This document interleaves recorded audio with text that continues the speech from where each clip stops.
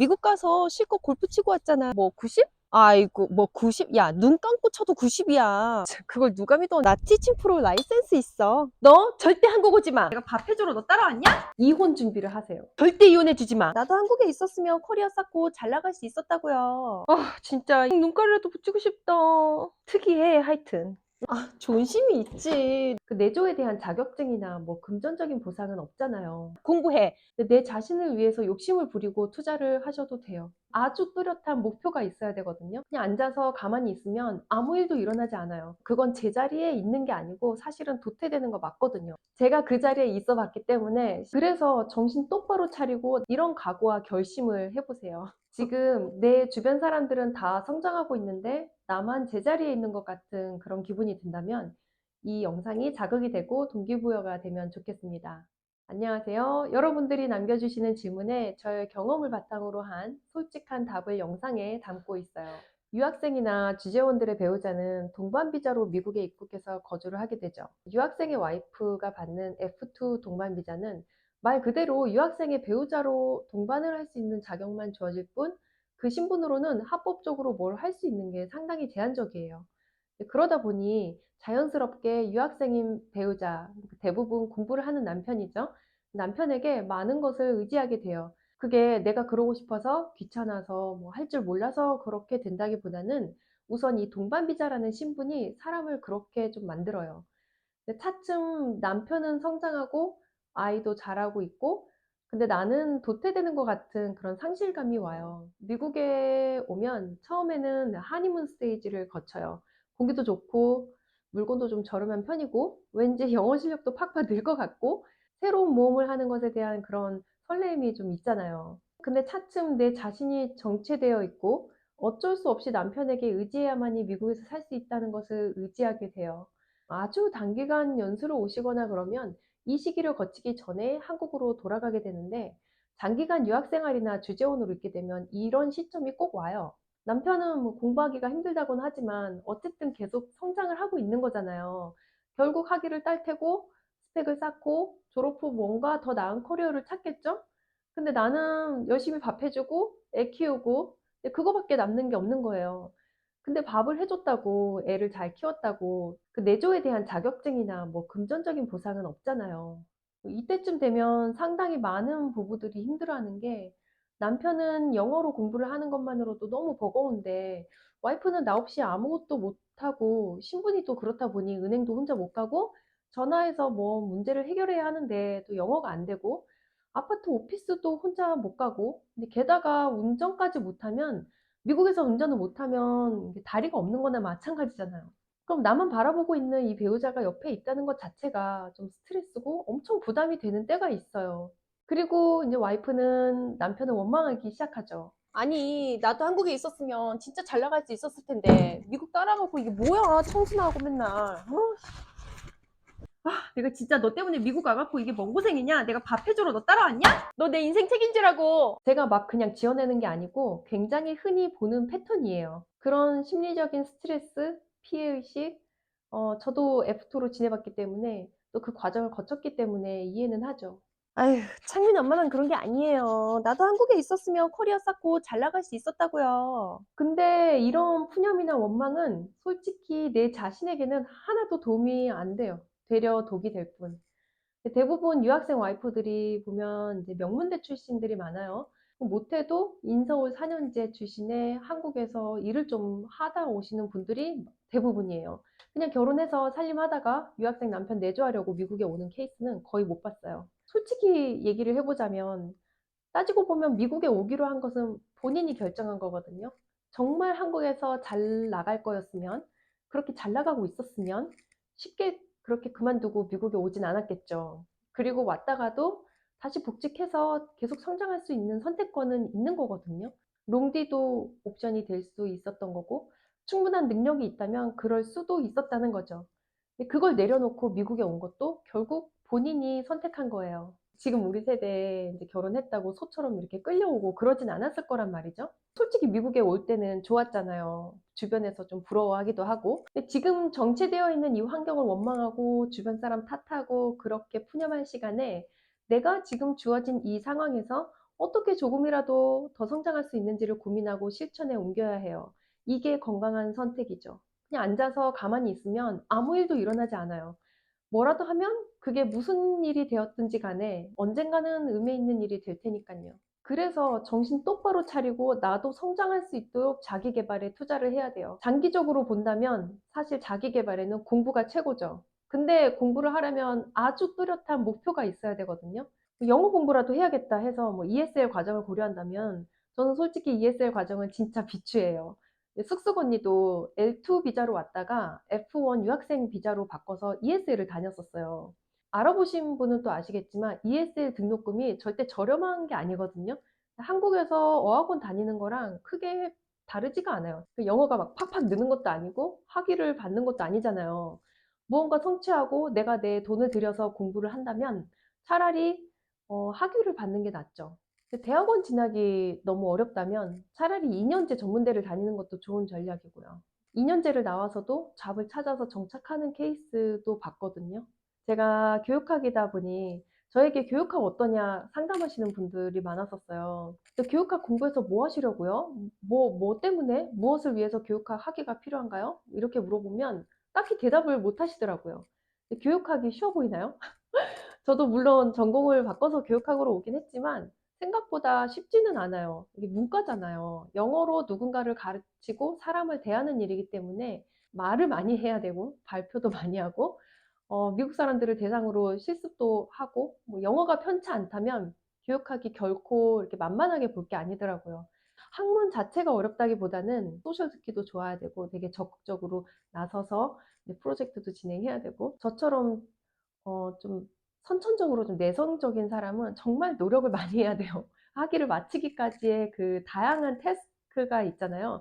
그게 언어와 성격이 좀 잘 받쳐줘야 돼요. 근데 교육에 정말 뜻이 있고 열정이 있으면 박사까지 해서 교수 도전해 볼 수도 있는데 박사 했다고 또 다 교수가 되는 건 아니니까요. 그럼 내가 이 학위로 뭘 할 것인가? 목표 지점이 있어야 달릴 수 있는 거니까 목표 지점이 없으면 헐떡대고 뛰다가 에너지만 소비하고 마는 거잖아요. 그러니까 만만해 보인다고 섣불리 달려들지 말고 내가 한 공부를 어디에다가 어떻게 써먹을 건지 신중하게 고려해서 선택하면 좋겠어요. 학위까지는 무리다 싶으면 할 수 있는 일들이 많아요. 그러니까 예를 들어 영어라도 뭐 하고 싶은데 등록금도 그렇고 비자를 받는 것도 그렇고 학교를 다닐 상황이 아니다 하면 그냥 막무가내로 영어 공부를 열심히 이렇게 하는 것보다는 차라리 토익, 토플 시험을 봐서 점수로 내 실력을 증명해 보일 수 있는 게 좋죠. 그럼 한국에 들어가도 혹시 써먹을 수도 있고 나중에 나한테 기회가 왔을 때 대학원 진학을 할 수도 있잖아요.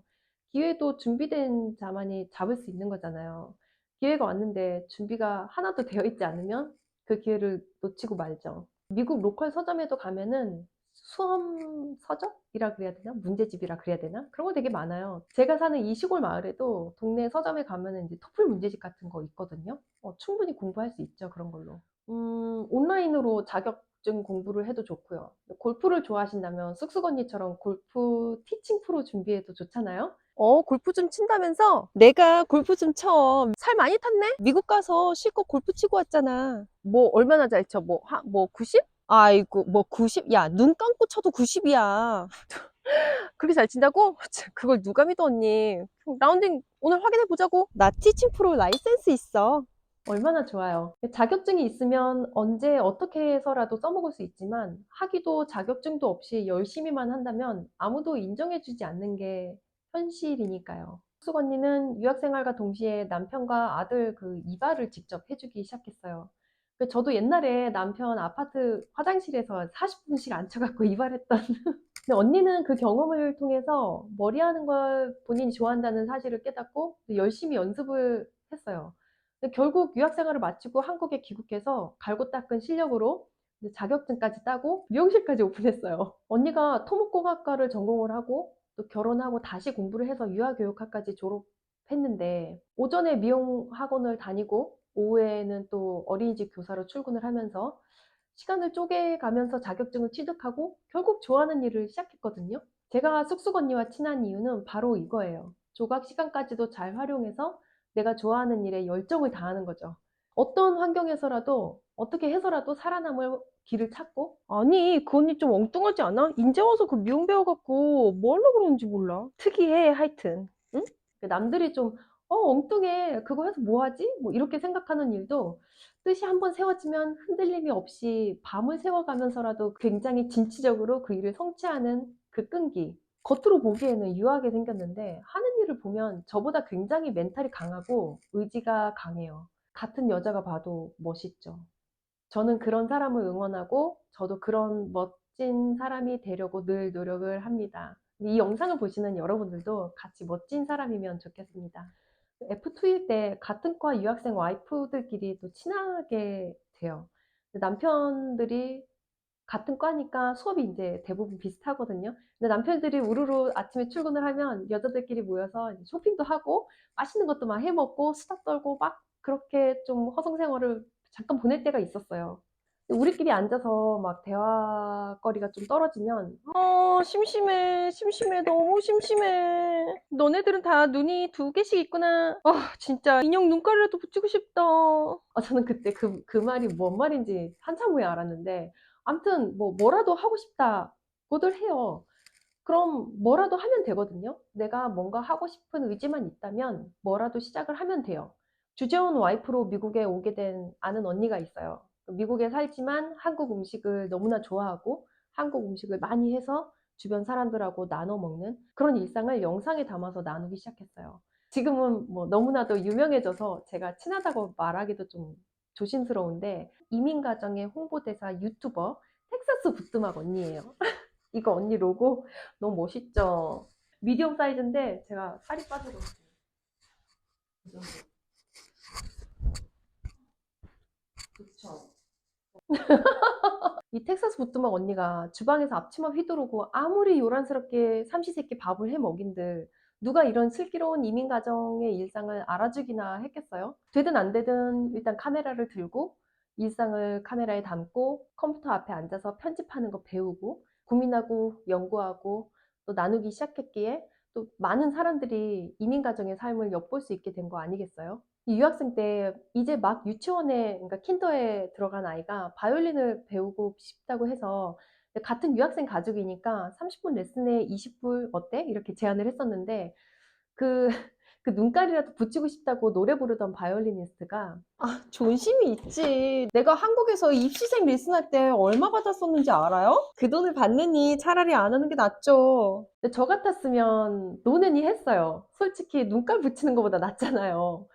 열심히 레슨을 하다 보면 뭐 입소문 타서 더 많은 학생, 또 입시생 레슨도 할 수 있었지 않았을까요? 근데 누가 알아요. 남편 졸업해서 교수 되고 비자까지 다 해결이 되었을 때 짜잔 스튜디오라도 하나 차릴 수 있었을지. 아니 눈깔이라도 붙이고 싶다는 그런 맘에도 없는 말은 왜 했을까요? 그렇게 빈말을 할 시간에 내가 할 수 있는 일을 찾아서 뭐라도 하는 게 도태되지 않고 성장할 수 있는 길이라 생각해요. 아무것도 안 하고 제자리에 있으면 그건 제자리에 있는 게 아니고 사실은 도태되는 거 맞거든요. 시간은 가고 내 주변 사람들은 성장을 하면은 상대적으로 나는 뒤처지는 거거든요.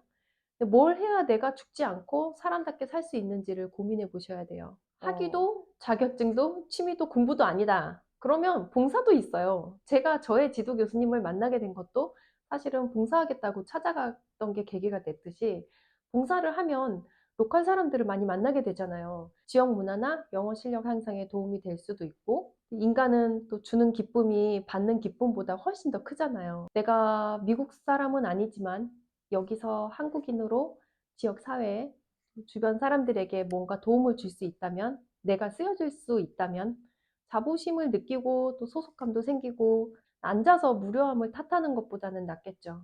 제가 아는 연수생 와이프도 1년 연수를 왔었어요. 그 짧은 기간에 아들이 다니는 어린이집에, 그러니까 데이케어에서 월화수목금 매일매일 봉사를 했었어요. 피아노 반주도 해주고 애들 간식도 나눠주고 청소도 도와주고 나갈 때 스키복 갈아입는 것도 도와주고 그러면서 어린이집에서 쓰는 그 영어를 많이 배우게 됐어요. 어린이 영어 동화책 정도는 의성어까지 막 넣어가면서 술술 읽어줄 수 있는 실력까지도 되었어요. 근데 그게 또 경력으로 인정이 돼서 한국에 가서 지금 영어 유치원 교사로 일하고 있어요. 혹시 새로운 것을 시도하기가 겁이 나거나 동기부여가 충분히 되지 않는 분들이 계시다면 좀 극단적으로 생각해 보실 필요가 있어요. 이혼 준비를 하세요. 혼자가 될 그날을 대비해야 된다라고 가정을 해보자고요. 남편이 나를 버리고 다른 여자랑 산다고 한다. 아니면 예상치 못했던 사고가 나서 나는 자립을 해야 한다. 혼자 아이를 키워야 한다. 남편이 불구자가 됐는데 내가 남편 애 다 버리고 뭐 돈 많은 영감 하나 잡아서 재혼할 거 아니면 나라도 어떻게 벌어서 가족을 부양해야 한다. 뭐 이런 최악의 상황을 상상해 보자고요. 그럼 나는 무엇을 해서 뭘 먹고 어떻게 살 것인가? 너무 극단적인가요? 때론 이런 자극이 좀 필요할 때가 있어요. 저도 막 힘들고 그럴 때는 최악의 상황, 굉장히 극단적인 상황을 상상하거든요. 그러면 '아 그 죽는 것보다 낫지.' 그러면서 공부를 할 때가 있었거든요. 심장이 막 두근거리면서 집중을 해서 막 공부를 하는데 도움이 많이 됐어요. 실제로 유학생 남편이 같이 공부를 하던 다른 젊은 유학생하고 바람이 났어요. 와이프는 막 친정 엄마에게 울면서 전화를 했죠. 막 이혼하고 싶다고. 근데 친정 엄마가 말렸어요. 뭐야? 야, 네 남편 결국 졸업해서 교수 될 거야. 아, 그럼 젊은 학생 꼬셔서 새 신랑 새 출발하겠지. 절대 이혼해 주지 마. 그냥 이 고비 잘 넘겨서 남편 공부 끝나면 너 교수님 사모님 들어야지. 그래도 그 남편이 했던 그 외도 그게 너무 괘씸하고 용서가 안 되니까 결국 이혼을 결심했는데 친정 엄마가 또 말리기를 너 절대 한국 오지 마. 내가 카드 현금 다 줄 테니까 공부해. 공부해서 자립할 준비가 되면 그때 이혼해. 너 애들 포기할 수 있어? 어? 아, 바람난 이서방이 애를 키우겠니? 너가 무슨 수로 혼자 애를 키울래? 너무 현명하고 멋진 엄마죠. 금전적으로 지원을 다 해줄게. 공부를 해서 자립할 준비가 되면 그때 멋지게 남편 버려라. 지금 아무리 행복한 부부 생활을 하고 있어도 언제 어떤 상황에서라도 내가 자립을 할 수 있는 준비를 해야 돼요. 이런 각오와 결심을 해보세요. 제가 직업이 있다고 절대로 직업이 없는 와이프들을 비하하거나 그런 건 아니에요. 또 한때는 남편이 버는 돈으로 충분히 우리는 행복하게 잘 살 수 있을 거라고 생각을 했었어요. 그리고 나는 성장을 하지 않아도 내 남편이 잘 되는 게 더 기쁠 때가 있었어요. 근데 우리 사회가 그렇잖아요. 내가 아무리 열심히 가족을 위해서 희생을 해도 새벽에 일어나서 도시락 싸주고 해장국 끓여주고 라이드하고 계산기 두들겨 가며 생활비 아껴가며 살림을 꾸리고 해도 티 안 나는 그 온갖 굳은 집안일들 죽어라 해도 그게 결국 보상이 없는 희생일 뿐이지 내 자신은 없어지는 거거든요. 거기에서 보람을 찾는 것도 잠시예요. 내 자신을 위해서 욕심을 부리고 투자를 하셔도 돼요. 뭔가를 성취를 해서 돈을 벌어야 한다? 그거가 아니더라도, 돈을 버는 목적이 아니더라도 자기 개발을 꾸준히 하는 게 한 인간으로서, 사회 일원으로서 인격체로 사는데 필수적인 것 같아요. 내 주변에 누가 있는지를 보면 대충 어떤 사람인지가 보이잖아요. 제가 좀 성향은 다르지만 쑥쑥 언니랑 텍사스 부뚜막 언니랑 친하게 지내듯이 여러분 주변에도 함께 있으면 좀 동기부여가 되고 서로에게 긍정적으로 자극이 돼서 함께 성장할 수 있는 그런 좋은 친구나 이웃이 많았으면 좋겠습니다. 교수 엄마 채널을 구독해 주시는 분들은 좀 성향들이 많이 비슷한 것 같아요. 정보성 채널도 아니고 엔터테인먼트도 아니고 그러니까 영상이 이렇게 재밌는 것도 아니고 웬만한 정보는 사실 구글에서 다 찾을 수 있는 거잖아요. 유튜브 처음 시작할 때 젊고 예뻐야 사람들이 봐주지 이런 말 되게 많이 들었거든요. 아이를 키우는 엄마이잖아요. 그러니까 어떻게 제가 뭐 얼굴을 뜯어 고칠 수도 없고 근데도 불구하고 이 채널을 구독해 주시는 여러분들은 성향들이 굉장히 다 비슷하다고 저는 생각해요. 열심히 살고 자극이 되고 계속 성장하려고 노력하고 남에게 도움이 되려고 노력하는 그런 좋은 분들인 것 같아요. 다음 영상에서 우리 또 만나요. 바이.